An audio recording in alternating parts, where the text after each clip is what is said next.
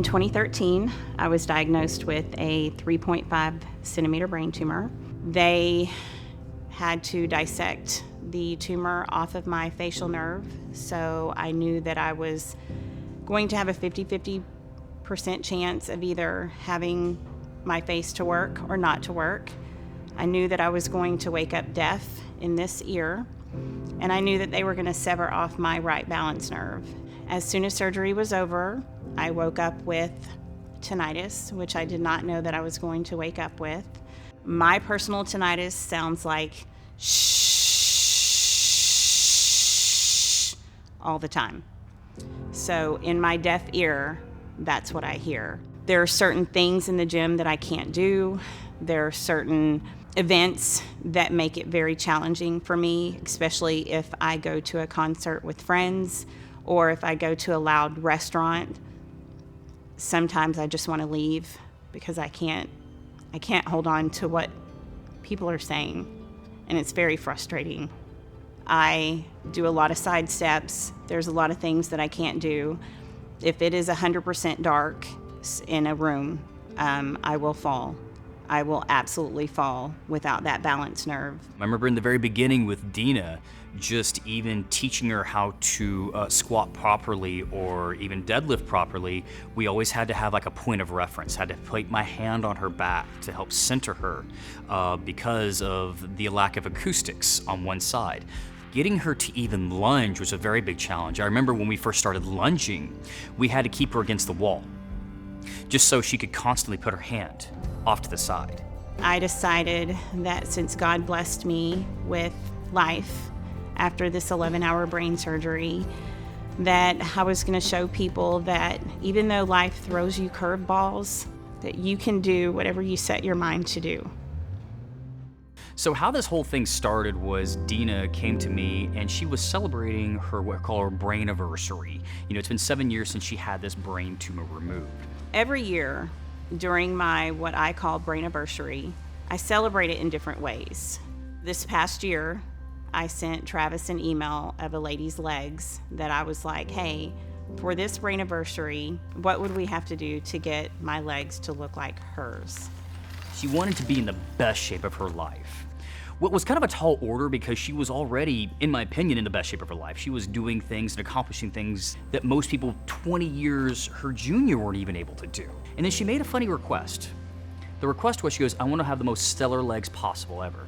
And then I'm thinking about this right now and I'm kind of going, okay, this is a lot of leg work, but it's possible. I said, but we're gonna have to do, in particular, a lot of lunges. You know, I'm a big fan of lunging. I can know what the benefits it's done if done properly.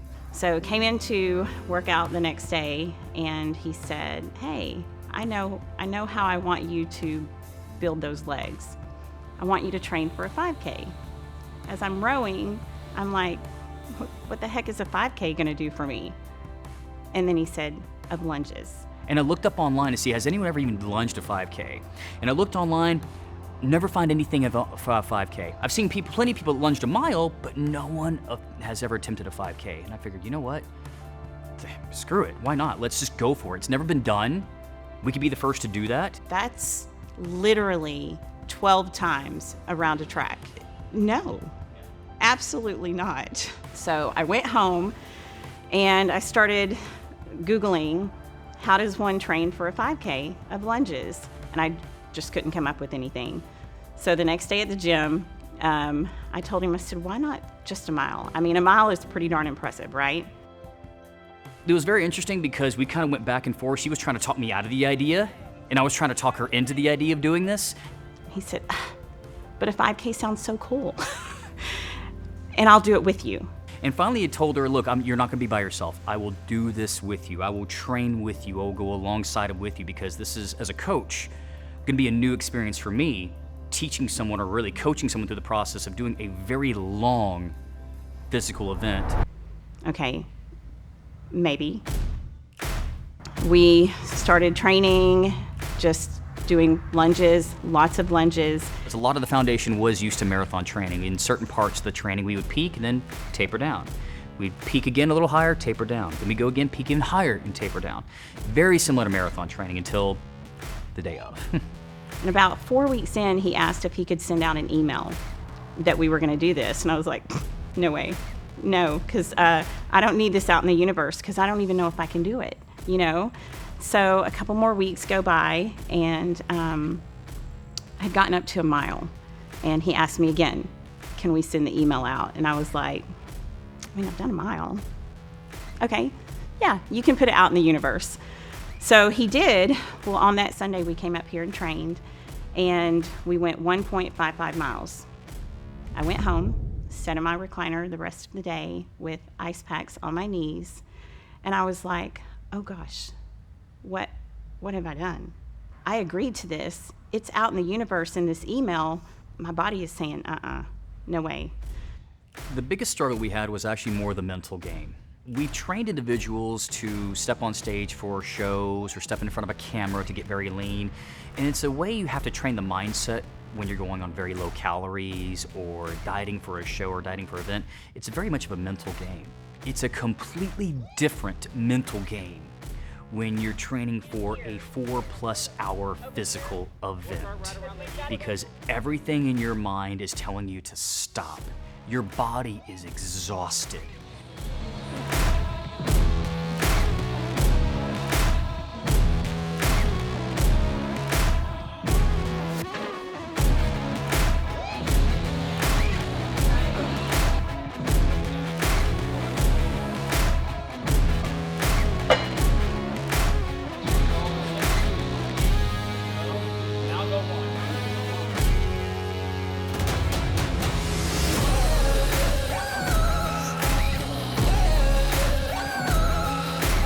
Feel like everything hurts, and you feel like you're questioning yourself. Why the heck am I doing this? What sane person does this? And as a coach, it's learning to coach that mental aspect of it.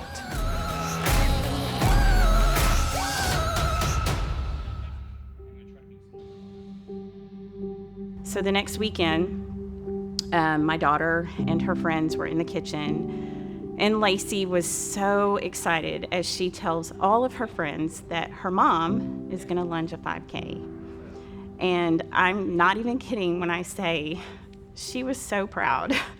She was like just so happy and so proud and just boasting on how her mom was gonna do a 5K of lunges. And I was like, oh gosh, somehow I've gotta make this happen because I gotta prove to her that I can do it. So I went to my massage therapist, Debbie Gillespie, who is amazing. And I basically asked her, can you make this body work?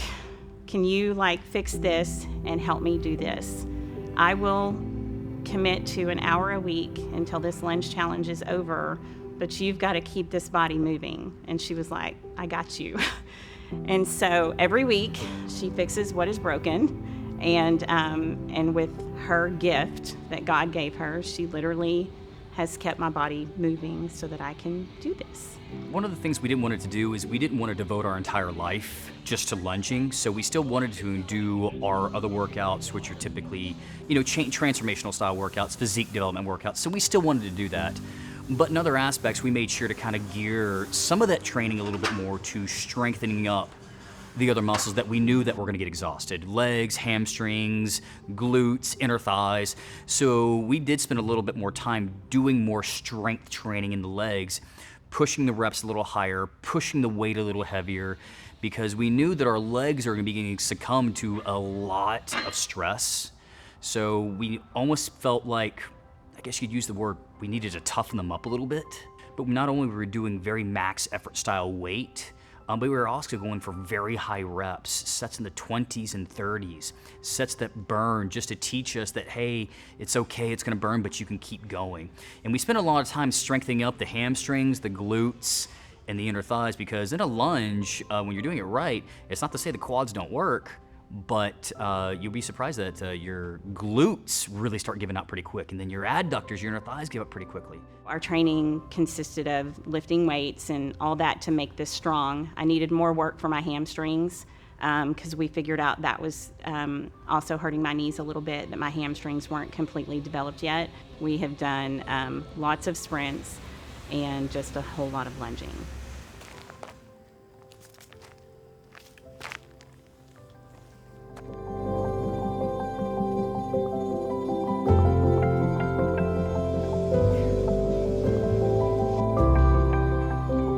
So the sprint training we did for 2 reasons. One, to kind of keep ourselves trim, because the less weight you're having to lunge, the easier it is on the body, the less reps you're having to do. So that was one reason. And then 2, what people don't realize that is when you start doing HIIT training, like true hardcore HIIT training, and you're really sprinting it out, it's a mental game. Like your body is tired and it's exhausted and you gotta talk yourself through how to get through those sprints. And your rest is short, you haven't recovered, and you gotta go do it again. I would go up to community high school's track. I would do it in the parking lot there. I also found a beautiful trail in Farmersville where it's all treed and everything. And so I loved lunging in Farmersville, just with the nature and the trees and the squirrels and the bunny rabbits and all of that stuff. I wouldn't even take my headphones. I would literally just disconnect from this crazy world and start lunging. And it was hot. It was 100 degrees outside. I would be sweating, thinking that my trainer has lost his mind. But then I was thinking, as I would fall from not having the balance nerve, that I'm doing this and I am still alive and I survived so much and I have all of these new normals. And if I can pull this off, if I can literally lunge a 5K without the balance nerve and without the hearing and all of my new normals, what is my daughter and my son, what an example am I gonna make to them? I feel I've grown through this process not only as a coach, but also as a person, because me partaking in the training with some of these workouts hitting 4+ hours, it allowed me to really experience what Dena was gonna go through. You're gonna have one part of you that's telling you to stop, and then you're gonna have another part of you that's telling you to go, and to learn that that's okay, that's normal. You're not crazy. Talking to yourself and talking yourself through that doesn't mean you're crazy. And it's okay to do that in your mind, to go that one more rep, that one more step, that one more lap. And as a coach, it helps me to better articulate how to do that to someone. And also as a person, it helped break down even in myself that I didn't realize some self-walls, some barriers that I built around myself about my own physical ability, my own physical limitations. It actually broke those down to where I was able to see truly how much more stronger I really am than I gave myself credit for. I would have to start telling myself, you've got this, Dena. You're strong. You can do this. I would tell myself, do this for Lacey. Lacey is expecting you to finish this, and you're gonna finish this to show her that you can do anything that you set your mind to.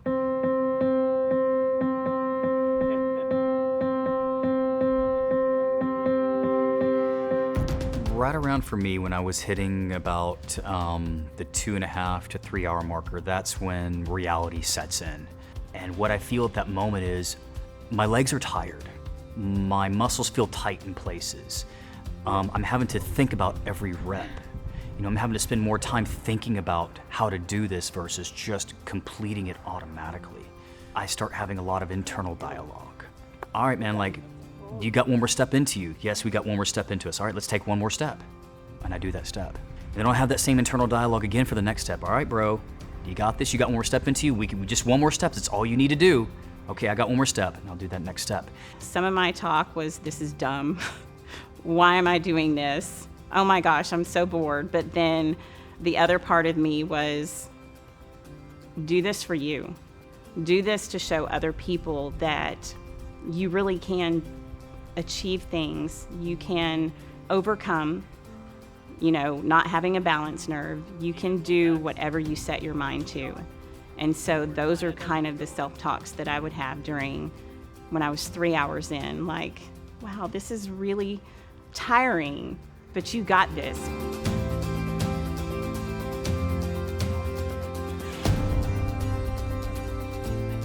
There was that little part in the back of my mind that entertained the thought of, like, crap, man, like, what if I really don't make this? But then, at the same time, I realized that I have undergone more training just for this event than anything else. I'm too stubborn to quit. There's no reason I'm gonna quit. I will stay out there all day until I finish it. That's exactly what we preach here at Rowlett Transformation Center, is that you are stronger and you are better than you think you are. I do have thoughts about not finishing it, like what if my knee? What if something happens? I want to finish it. I'm going to finish it no matter what, because I'm pretty darn stubborn. As silly as it sounds, I've lunged 5K up here at least a dozen times. I've already know what it's gonna feel like. I know what the first mile is gonna feel like. I know what mile 2 is gonna feel like, and I know the mental struggle that I'm preparing myself for after that 2.5, 3 mile marker. I keep visualizing that last little lap. I keep visualizing me going over that finish line and being able to just show people that I did it.